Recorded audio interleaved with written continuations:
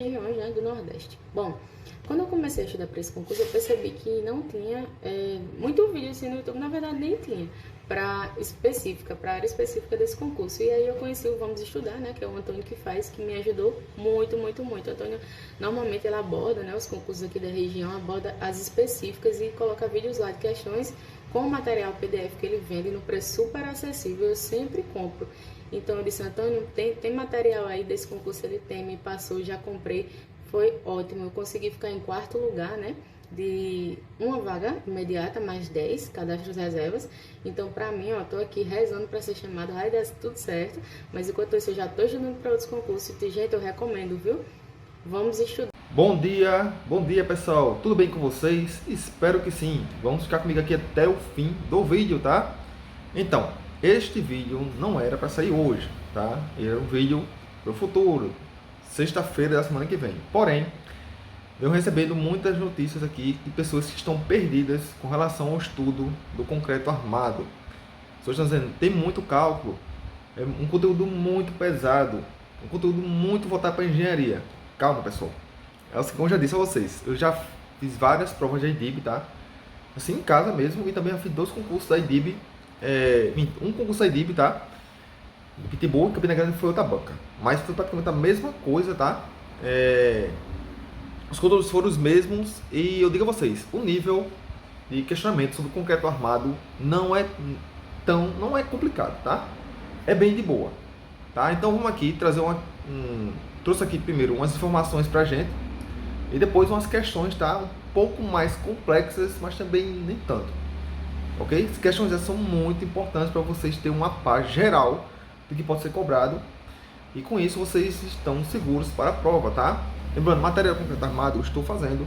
Primeiro eu vou terminar o de materiais da construção civil. Tá dando muito trabalho, tá, pessoal?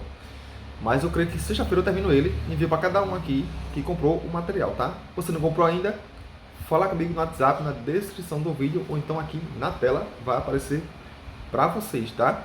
E é muito simples, valor muito acessível para todo mundo, tá? Pagamentos, Pix, cartão de crédito, depósito bancário, beleza? Então pronto, todo mundo já se inscreveu aqui no canal, já deixou o like, e então vamos lá para as informações que eu achei bem interessantes na internet, tá ok? Vamos aqui falar um pouco. Temos aqui o conceito, né, que fala dos elementos do concreto. Então vamos lá. Para se obter o concreto, é necessário realizar a mistura de aglomerante. O aglomerante é o cimento, tá? Aglomerados são areias, britas, tá? E a água. Então, concreto forma-se com aglomerante, aglomerado, mais a água, tá? Temos aqui a composição do concreto, beleza? Não é concreto armado ainda. Ok? Vamos lá. Aglomerante, pessoal, é o famoso cimento, tá? Aglomerados. Tem o aglomerado fino, que é a areia, e o graúdo, a brita, tá? Lembrando que a brita tem vários tamanhos, tá? Cada tamanho remete a um tipo de estrutura diferente daquela que você quer construir, ok? Em alguns casos, pode-se incorporar produtos químicos ou outros componentes para melhorar determinadas características no concreto final. Estes são conhecidos como aditivos, tá? Então temos aí, além desses componentes, pode-se também colocar aditivos. Tem gente que bota um aditivo para evitar infiltração, tá? Fora outros mais que existem aí no mercado para você dar aquela força no seu concreto. Ok? Pronto. Aqui ficou tranquilo? Pausa o vídeo, faz as anotações aqui desses pontos importantes, tá? Grifa aí e vamos lá. Vamos aqui falar um pouco sobre a obtenção do concreto, tá? Para misturar o concreto, deve-se colocar em uma betoneira. Primeiramente, parte da água e o agregado graúdo. Presta atenção. Isso aqui realmente a banca pode cobrar de vocês, tá? Com relação à mistura do concreto em uma betoneira. Então, primeiramente, certo? Primeiro vai a parte de água e o agregado graúdo, tá? Então, você bota a água e o agregado graúdo. Boa? Depois, pessoal, da betoneira ser acionada, deverá ser introduzido o agregado miúdo e o cimento, tá? Então, pronto. A gente coloca a água, coloca as britas, tá? Acionou a betoneira, joga o agregado miúdo, areia e o cimento. Após todos os materiais introduzidos, deve-se deixar em funcionamento durante 3 minutos, tá? Funcionamento durante 3 minutos, sim. E eu tô grifando isso aqui, pessoal, dando ênfase, porque a banca ela pode realmente cobrar esse caso aqui de obtenção de concreto na betoneira, tá? Então, vou ficar aqui atento, tudo bem? Seguido de 3 minutos de repouso e, por fim, mais 2 minutos de mistura final, tá? Então, pronto. A gente tem que saber aqui. Introduziu todos os materiais, liga a betoneira, deixa funcionando 3 minutos, tá? Seguido de 3 minutos de repouso, mexeu 3 minutos, parou, 3 minutos. Depois, mais 2 minutos de mistura final, ok? Aqui você obtém o concreto. Vamos agora falar um pouco sobre a resistência do concreto. Outro tema aqui também muito importante para a gente saber antes da prova, tá? O concreto endurecido apresentará resistências à compressão e à tração. Pessoal, grave isso aqui. O concreto endurecido apresentará resistência à compressão e à tração, tá? Mas aqui tem um porém. O concreto realmente ele tem uma boa resistência à compressão, tá? Porém, a tração ele não resiste tão bem, tá? Não quer dizer que ele não seja resistente à tração, mas a compressão ele resiste muito mais. E como é que a gente faz para ter um concreto, uma estrutura boa, que seja tão resistente à compressão quanto à tração? Aí vem o surgimento do concreto armado, porque o aço ele é altamente resistente à tração. Então, caso o cimento concreto, que tem uma ótima resistência à compressão, e o aço, que tem uma ótima resistência à tração, forma-se um elemento perfeito da construção civil, né? O concreto armado. Beleza? Então vamos aqui continuar. Entretanto, a resistência à compressão do concreto apresenta 10 vezes maior que a tração. Eu acabei de dizer isso. A resistência à compressão do concreto apresenta 10 vezes maior que a tração, condicionando o desprezo a esta característica do material, resistência à tração, e ocasionando o uso de elementos que supram essa necessidade nas estruturas, utilizando o aço e formando assim elementos do concreto armado. Então tá aí. Para que a gente deve usar o concreto armado, pessoal? Porque ele vai dar aquela resistência que é deficiente com relação ao concreto. Que deficiência é essa? A resistência à tração, tá? Ele não resiste tão bem à tração quanto resiste à compressão. Para que o concreto tenha uma alta resistência tanto com relação à compressão e à tração, a gente usa o elemento aço no concreto. Então, é assim, o famoso elemento concreto armado. O concreto armado ele resiste muito bem à tração e à compressão. Beleza? Pronto, aqui eu trouxe um esquema, tá? Muito legal, né? Para saber as etapas até chegar no concreto armado, tá? A gente pegou água, cimento, misturou, a gente tem a pasta, beleza? Pegou a pasta, juntou areia, a gente tem argamassa, tranquilo? Pegou a argamassa, juntou brita, temos o concreto, beleza? Então a gente tem um concreto, botou aço, chegamos num concreto armado. Pessoal, tem que saber isso, que na minha prova de Campina Grande caiu praticamente uma questão bem parecida com isso aqui, tá? Eu realmente não erraria essa questão, mas como eu disse, eu fui a prova doente, eu não estava nem conseguindo ler mais a prova, marquei o gabarito errado, tá? Mas enfim, isso é mais 500, outros 500 aí. Então pronto, a gente sabe que a água, cimento, forma-se a pasta. Sabe-se que a pasta mais areia, forma-se a argamassa mais brita, forma-se o concreto, e o concreto mais aço, concreto armado, ok? Também, pessoal, existe também a famosa argamassa armada, tá? Quando aqui, ó, essa argamassa aqui, a gente pega ela e coloca aço, tá? A gente tem uma argamassa armada. Eu acho que eu tenho um vídeo aí no canal que eu falei sobre isso, tá? Mas talvez eu traga em outros vídeos aí com relação para que serve isso, tá ok? Mas fica aqui com esse fluxograma aqui.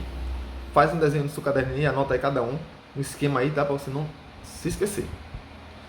Vamos agora para mais um tema aqui desse conteúdo. Concreto em estado fresco e em estado endurecido. O concreto apresenta características distintas para seu estado fresco e o seu estado endurecido. As propriedades do concreto no estado fresco irão afetar os valores de resistência e de outras propriedades do concreto no estado endurecido, tá? Vamos lá. Tendo como objetivo a qualidade do concreto endurecido, as propriedades desejáveis para o concreto fresco são as que asseguram a obtenção da mistura de fácil transporte, lançamento e adensamento. sem segregação e que, depois de endurecido, se apresenta homogênea com o mínimo de vazios. Então, um concreto de qualidade é aquele concreto que você não consegue ver muitos poros, tá? Se você for um concreto e fica muitos poros, você consegue ver, então o concreto não está de qualidade. Consistência, maior ou menor capacidade de deformação. Daí, trabalhabilidade é a facilidade para ser lançado e adensado, tá? Já homogeneidade é a distribuição dos agregados de forma uniforme, beleza? Você vai pegar uma areia, você não vai pegar areia de vários tipos, tá? Você foca na areia, ou toda ela fininha, ou toda ela média, tá? Para ter aquela homogeneidade do concreto. Essas características podem ser afetadas por diversos fatores, como que o traço escolhido, a granulometria, a forma dos grãos, o tipo de mistura realizado, o tipo e tempo de transporte. Sim, o tempo de transporte também, pessoal, afeta demais em relação às características do concreto. Tipo de lançamento, de adensamento, as dimensões da peça a ser executada, entre outros, tá? Então, fosse vocês, eu anotaria tudo isso aqui no seu caderno, tá ok? Vamos lá. Pronto. Agora, pessoal, depois desse conhecimento básico do concreto armado, vocês viram aí, não é tão complicado. Vocês fazem anotações aí, lendo, relendo, vocês conseguem. Então, boa base. Porém, quem quiser ir mais a fundo, eu recomendo a leitura da 6118, tá? E também tem outra norma aí. Então, pessoal, depois dessas informações, espero que vocês tenham gostado, né? Deixa o like aí no vídeo, para saber que vocês curtiram mesmo esse vídeo aí. Informações. Se quiser, eu trago mais para vocês. Vamos para as questões agora, tá? Primeira questão diz o seguinte: as juntas de dilatação podem ser feitas de várias formas. Podem ser feitas com perfil neoprene, banda sintética ou mastique de poliuretano. Por exemplo, a junta de dilatação é considerada parcial quando a redução da espessura é igual ou maior que, letra A, 25% da seção do concreto, B, 30% da seção do concreto, C, 35% da seção de concreto, D, 40% da seção do concreto. Pausa o vídeo aí, responda a questão e vamos lá ver se todo mundo acerta, tá ok? É o seguinte, quando eu esteve esse concurso, para descobrir, pessoal, que essa banca pedir as normas foi luta, tá? Foi muita luta mesmo. O rapaz me ajudou, então eu consegui ter um norte para estudar esse concurso e descobri que a banca gosta muito de mexer com as normas, tá? Não quer dizer nada de tal, pessoal. Norma tal, seria muito mais fácil, né? Mas ela joga um conteúdo assim, você fica na nuvem, então, assim, voando. O que será que ela quer cobrar com isso, né? Por exemplo, tá aqui, composição do concreto armado. Teoricamente você já está ok. Como é a composição do concreto armado, né? Água, areia, cimento, brita e aço. Pronto, fechou o conteúdo. Assim, sinceramente, é uns conteúdo mal feito, grande, mas vamos lá, tá? Gabarito, pessoal, aqui é a letra A, que diz que a junta de dilatação é considerada parcial quando a redução da espessura é igual ou maior que 25% da seção de concreto, ok? Temos aqui na norma, tá? Na norma NBR 6118. Junta de dilatação. Qualquer interrupção do concreto com a finalidade de reduzir tensões internas que possam resultar em impedimentos a qualquer tipo de movimentação da estrutura, principalmente em decorrência de retração ou abaixamento da temperatura. Também fala assim, né? Junta de dilatação, que é a redução de espessura igual ou maior que 25% da seção de concreto. Tá. E o que é que a gente tem que saber aqui para cair essa prova? Que falou em junta de dilatação, a gente sabe que tem que ser, pessoal, 25% da seção do concreto, tá? Decore isso, mano. Falou em junta de dilatação, grave o valor de 25% da seção do concreto, ok? Sabendo isso aqui, se quer alguma questão sobre isso, vocês podem marcar de boa, tá? Saindo da tela aqui porque fiquei ocupando espaço. Questão 2. O cobrimento é uma camada de proteção da armadura. É a porção de concreto que fica entre a armadura e a face externa do elemento estrutural. O cobrimento impede a penetração da umidade do meio externo para dentro da estrutura, preservando a armadura. A qualidade e a durabilidade da estrutura estão diretamente associadas a esse elemento. Sabendo disso, assinale a afirmativa incorreta no que diz respeito ao cobrimento. Letra A. Aditivos à base de cloreto são os indicados para selarem essa camada de concreto, impedindo que a água penetre. B. A proteção das armaduras ativas externas deve ser garantida pela bainha completada com grout, calda de cimento Portland, sem adição, ou graxa especialmente formulada para uso em cobrimento.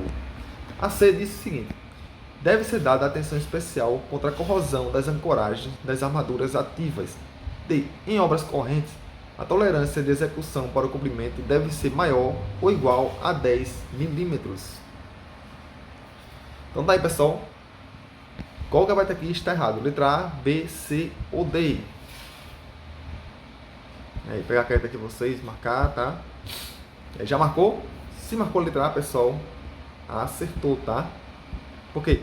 Porque, pessoal, não se deve utilizar aditivos à base de cloreto, tá? Não se deve utilizar aditivos à base de cloreto, ok? Tá aqui, ó. No ponto 7.4.4 diz exatamente isso. Não é permitido o uso de aditivos à base de cloreto em estrutura de concreto, devem ser obedecidos os limites estabelecidos na BNT NBR 12.655. Essa exceção aqui é coisa mais para engenheiro, tá? Então, mas se quiser dar uma olhadinha, dê uma olhadinha, tá? Só para garantir aí, para não ficar aquele pulga atrás da orelha, né? O ponto 7.4.5 diz que a proteção das armaduras ativas externas deve ser garantida pela bainha, completada por grout, calda de cimento Portland, sem adições, ou graxa, especialmente formulada para esse fim. Tá, eu falei agora sobre armaduras ativas, tá? Então é o seguinte, eu sei que não está na edital, mas esse tema está junto de concreto armado. A banca pode dar uma escapulida e cobrar uma coisa referente a isso, né? Então, vamos aqui passar de leve, sem se aprofundar muito, tá? Só por garantia. Temos aqui a proteção das armaduras ativas. Ela pode ser através de grout, como já foi dito, calda de cimento Portland e graxa especialmente formulada para uso em cobrimento. Ok? Isso aqui é para concreto protendido, tá? Armadura ativa. Vamos lá, mais uma questão de hoje, pessoal. A drenagem é de suma importância e deve ser considerada como um dos critérios de projeto que visam a durabilidade do concreto. A drenagem visa escoar as águas de locais onde possa ser acumulada. Esse escoamento se dá por aplicação de declividade na superfície que direciona a água para fora, podendo ser direcionada por canos que a levem para a via pública. Sabendo disso, marque V para verdadeiras e F para as falsas. Em seguida, marque o item com a sequência correta. Tá? Então aqui, pessoal, vamos lá. Tá? Vou explicar para vocês como é que eu respondo esse tipo de questão na minha prova. Tá?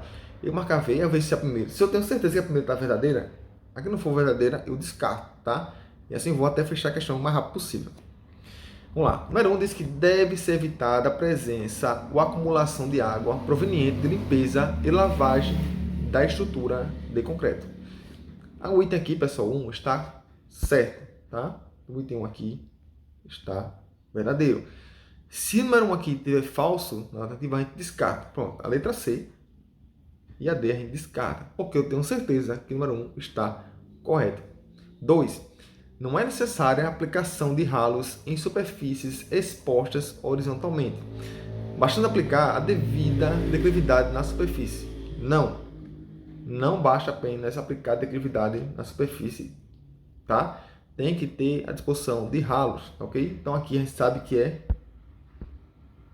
falso, tá? Bom, A1 é verdadeira, A2 é falso. Letra A, 1 é verdadeira, 2 é falso. Beleza, pode ser ela. A2 também pode ser ela, que está verdadeiro, está falso. 3, vamos lá. A 3 aqui, na ambas as alternativas, está correta, tá? Vamos ver se está correta mesmo ou eu errei aqui feio, tá? Todas as juntas de dilatação devem ser rigorosamente seladas em superfícies expostas de forma a tornarem-se estanques. Boa, tá certo, tá? Então pronto, pessoal, continuamos aí, né? Em busca da alternativa correta. Tá? Vamos lá. A quarta. Todos os topos de platibandas e paredes devem ser protegidas sem exceção, tá? Geralmente, quando tem esse negócio sem exceção, a gente fica um pouco desconfiado, tá? Então, o que a gente faz? A gente deixa em branco aqui, tá? Porque aqui, ó, ela realmente mataria a questão. Se a gente soubesse, né? E a gente não sabe, então a gente pularia para a penúltima e a última. Nenhuma pingadeira deve ser aplicada aos beirais, tá? Nenhuma pingadeira deve ser aplicada aos beirais. Então, pessoal, aqui está errado. E acho que matamos a questão, né? A penúltima é falso. Então, quem tem a penúltima falsa aqui é a letra A. Tá? Então aqui, pessoal, é verdadeiro. Onde está o preto aqui, tá? É verdadeiro. Ok, é isso mesmo, pessoal. Todos os topos de platibandas e paredes devem ser protegidos sem exceção, tá? Porque, em outros vídeos eu trago, tá? Os rufos devem ser aplicados quando ocorrem diferenças de níveis. Correto, pessoal? Tá, mas o que é rufos? Depois eu explico para vocês, tá? Então tá aí. Vamos aqui para a norma, tá? Fala sobre drenagem. Vamos lá. Deve ser evitada a presença ou acumulação de água proveniente de chuva ou decorrente de água de limpeza e lavagem sobre a superfície das estruturas de concreto, tá? Não vai deixar água lá parada em cima da estrutura de concreto, que isso pode danificar a estrutura. A 7.2.2 diz que as superfícies expostas horizontalmente, como coberturas, pátios, garagens, estacionamento e outras, devem ser convenientemente drenadas com a disposição de ralos e condutores, tá? Então, com a disposição de ralos e condutores. Então, a declividade não é o suficiente. Boa. Todas as juntas de movimentação ou de hidratação em superfícies sujeitas à ação de água devem ser convenientemente seladas, de forma a tornarem-se estanques à passagem e percolação de água. Tá?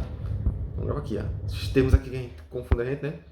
Todas as juntas de hidratação ou de movimento, tá?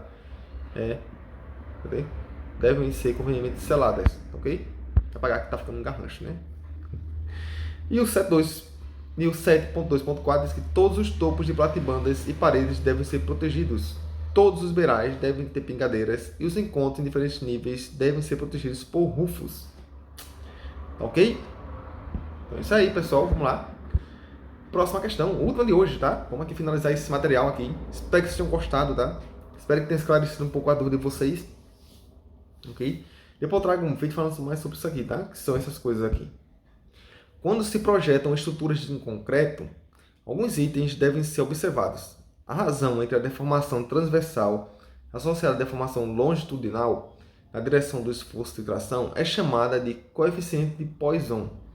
Para as tensões de compreensão que são menores que 5FC e tensões de tração menores que FCT, o coeficiente de Poisson que deve ser adotado é D. Aqui é a mesma coisa daquela junta de dilatação, tá? Falando em junta de dilatação, a gente lembra que é 25% da ação, tá? Então pronto, falou em junta de dilatação, 25%. Aqui também vai ter o mesmo esquema, tá? Por quê? O gabarito da questão, pessoal, a letra B, tá? Falou em coeficiente, presta atenção, falou em coeficiente de Poisson, tá? Quem tem que saber? Que ele será 0,2, tá? Falou em coeficiente de Poisson, ele será 0,2. Vamos aqui para a norma. Análise linear ou com ou sem distribuição aplicam-se às estruturas de placas ou métodos baseados na teoria da elasticidade, com o coeficiente de Poisson igual a 0,2. Então tá aí. Espero que vocês tenham gostado do vídeo. Deixa o likezão, se inscreve no canal, compre o material aqui através do link no WhatsApp ou aqui na tela, tá? Abraço para todos, que Deus abençoe cada um de vocês aqui e tchau!